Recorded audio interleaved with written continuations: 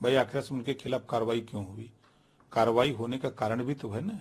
जब सदन के अंदर, मैं फिर कह रहा हूं कि वो सदन चर्चा के लिए है, आपको जनता ने चुन के भेजा है, तो जनता से जुड़े हुए मुद्दे, उनके विकास के जो मुद्दे हैं उस पर चर्चा करो।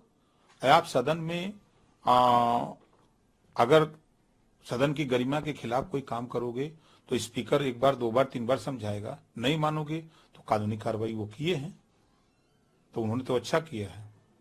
भाई सदन की चर्चा के लिए स्पीकर के यहाँ नोटिस दी जाती है ना, गृह मंत्री और प्रधानमंत्री के यहाँ नहीं दी जाती है। वो स्पीकर के यहाँ नोटिस दी जाती है कि हम इस मुद्दे पे चर्चा करना चाहते हैं और नियमावली के नियम फला के तहत हम इस पे चर्चा करना चाहते हैं।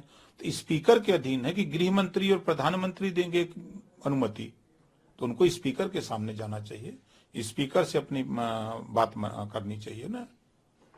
नहीं, ये उनका कहना सही है। देखिए, पार्टी जब चुनाव लड़ती है तो संगठन भी खड़ा होता है, पार्टी को ताकत भी मिलती है।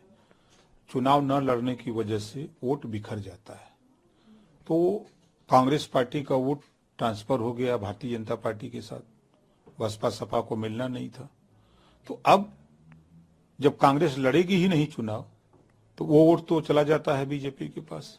जब कांग्रेस लड़ेगी तभी कांग्रेस का वोट कांग्रेस को मिलेगा।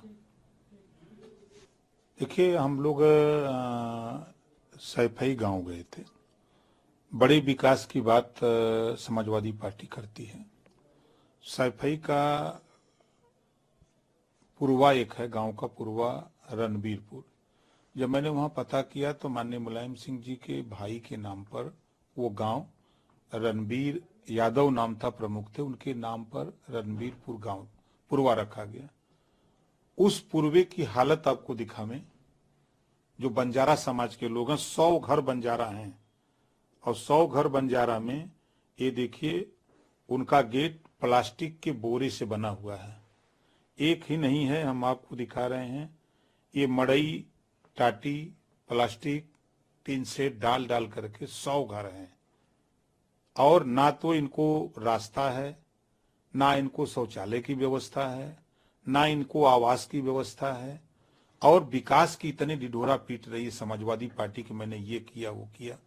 और जितना सैफई महोत्सव में खर्च किया, अगर उसका 2% भी पैसा अगर रणबीरपुर को दिया होता तो हमको अंदाज है कि आज ये नौबत मुझे आपके सामने बताने की नहीं होती।